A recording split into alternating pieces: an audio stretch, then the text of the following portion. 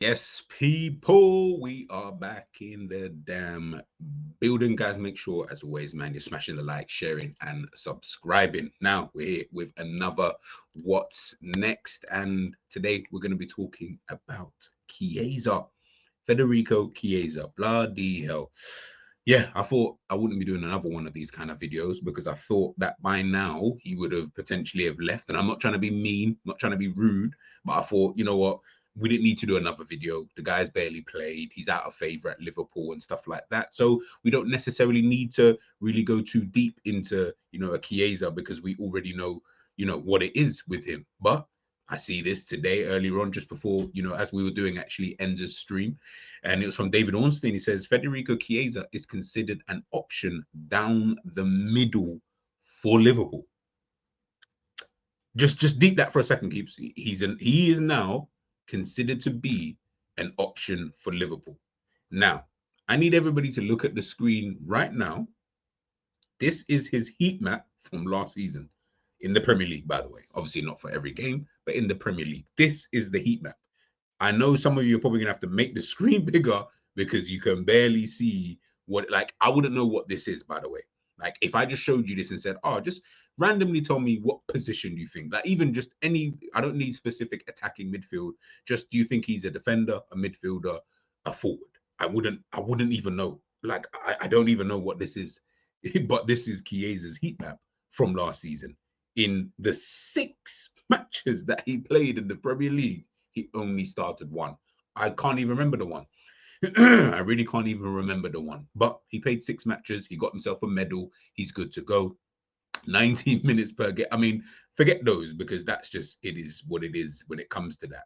It's more about the him playing through the middle. Now, like I said before, I wasn't going to do another one of these videos for Chiesa because I kind of felt I don't want to harp her on. Do you know what I mean? Like, if you're going, you're going. Like, it is what it is. It didn't really work out. Cool. And I thought that would kind of be the end of it for Liverpool and Chiesa. And I thought, you know what? From what I had gathered, it was he would be happy to move back to Italy. That's kind of in on the cards. And yeah, I didn't really think anything else outside of that. But clearly, this looks like, you know what, maybe Arne Slot sees something different. This also goes back to my point about Liverpool playing with this false nine. I know people don't want to hear it. I know people don't want to hear it. You know, when Chiesa was at Juventus, now this is his heat map from the season before he joined Liverpool, right? You can see it's on that left-hand side. That's primarily where he is going to be playing. When you see it on a team sheet, just so that you guys can get a little understanding, this is kind of what it is. This is how it looks. 3-5-2 formation. He had Cambiasso, Danilo on that kind of left-hand side, Rabiot there as well. That was during, that season. And then he was almost playing as a 2 alongside Vlahovic up front. But again, he was probably more the, would I say, quote unquote, like floater, within the team in terms of coming off that left-hand side to then float into the middle, of the park or into that attacking midfield kind of area. That's kind of where I saw someone like Chiesa, especially in that season before he joined us, because I was thinking to myself when I watched like maybe a couple of the Juventus games, I thought, oh, bro, maybe Chiesa is now the striker. Like, if it's working, it's working. Do you know what I mean? In that season, 10 goals, 3 assists, 37 games, that's pretty decent. Do you know what I mean? Like, nothing crazy, but it's enough for you to be able to, he's coming off the back of all of these injuries and etc. etc. But that was kind of where I looked at him. And from what it says here, again, what they deem to be these positions, you guys can interpret that however you want. But you can see he played more games through the middle than he did out wide. So even when we signed him, and everyone was calling him like a Salah replace or Salah rotation person, and this, that, and the third, I was like, I always thought he was going to just play through the middle anyway, like middle or left. That those are the two positions I thought. But then I also looked at it and thought, why would Liverpool then sign another brother? You've already got Gakpo, you've already got Diaz, you're then going to sign Chiesa, but maybe because Chiesa, as we can see here, he can play in different positions.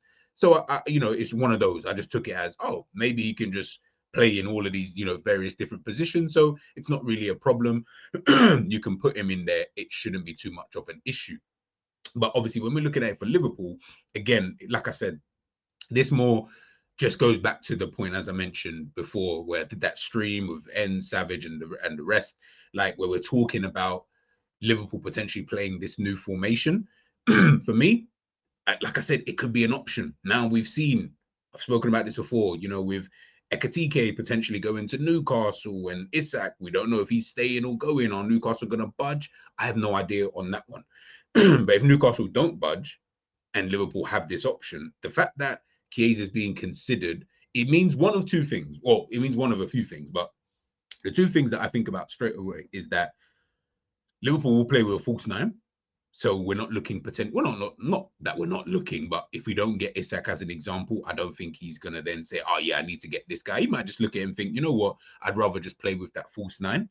Or you could look at it and say, if Chiesa is the player who's going to play through the middle, Liverpool are not going to sign a backup player because in their head they're thinking, well, we've got Chiesa anyway. Why would we need to sign someone to be a backup when Chiesa can be that backup player? So that, you know, these are all just theories, guys. I haven't got a clue at this moment in time. I don't even know really the situation. I'm still kind of at a loss. I'm still trying to, you know, figure it out myself, you know, in terms of like Chiesa and, you know, what exactly he is and what he isn't. Like I said, to me, he was gone. He was out the door.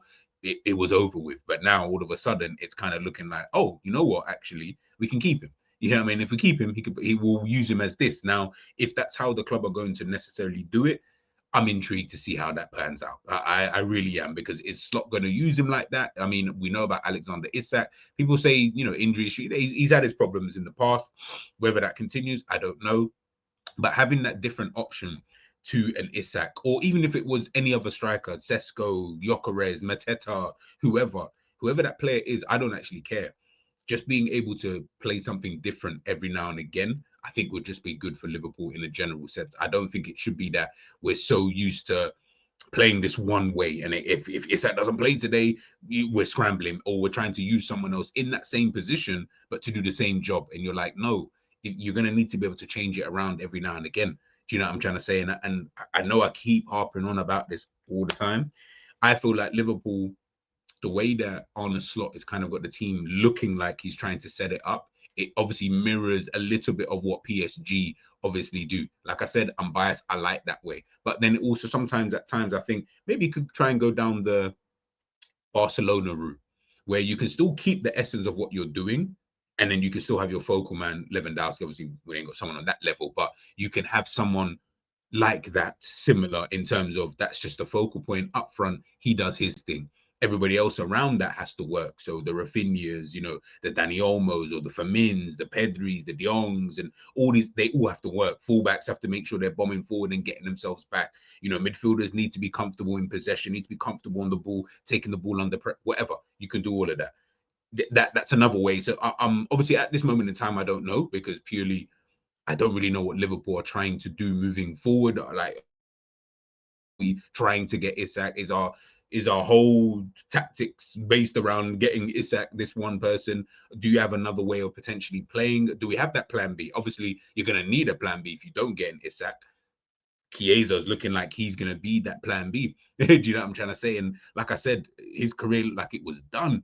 It looked like it was done when it came to Chiesa. But now all of a sudden, can it be rectified, or can it be resurrected, so to speak? Because at this moment, he looked like it was just going to be.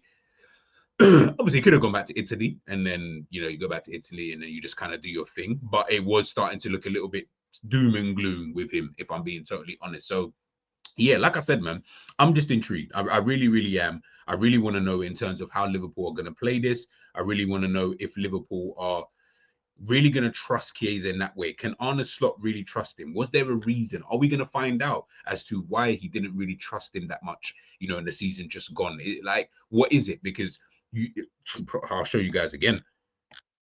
6 games he played all season in the Premier League. He played 6 games, and we didn't hear about him having some like massively long-term injury. And yes, I know he had that at Juventus, but I'm just talking at Liverpool. He never had that. I think he had a cold, a flu or something like that, maybe a 1-2 injury, and then it was fitness at the beginning of the season, and we were like, all right, we can allow that. And then the beginning of the season gets done, and we're now into, oh yeah, he still needs to work himself up to everybody else's fitness. Okay, then that gets done. He gets thrown in League Cup game here and did it. Bro, right now I'm just looking at Chiesa and I'm just like, yo, I mean, anything is better than just playing 6 games. So obviously I feel like that would probably be some level of an improvement, but it's just whether or not it's going to be a big enough improvement, you know, for him. So yeah, Liverpool next this summer, like I said, it's going to be so interesting to see what it is that we actually kind of do. Chiesa, at this point, I don't even know. Like I said, Liverpool are just, I'm just like whatever. Like at this point, I'm really, with all the transfers, all the players linked, all the players about to leave, whatever it is, I'm just like whatever, do your thing, because I can only really judge it come the end of it. I can have my thoughts throughout it, but the reality is I can only really judge it at the end. So if you want Chiesa to play through the middle, then it's Chiesa through the middle, people. Do you know what I'm trying to say? Like, that's just clearly the way that we're going to have to try and play it. Maybe, like I said on Enza's stream, do you know what I mean? You got Chiesa through the middle, Flo inverts in behind, got whoever you got on the left, and Gakpo on the left hand. I keep forgetting Gakpo. Got Gakpo on the left hand side, and then Salah on the right. It could work. Maybe it might even add some level of fluidity to the forward line that we kind of lack. Like, we don't have enough rotations in that forward line. Obviously, it's a bit annoying because you've got one guy who just chills on the right hand side, but he doesn't like to rotate too much anyway as it is. So, yeah, maybe things might change. We'll have to wait and see. Let me know your thoughts in the comment section, people. Do you want Chiesa to stay? And if so, do you think through the middle is now the position for Chiesa? Like, just let me know what you guys are thinking in the comment section, man. And I will catch you guys soon. Peace.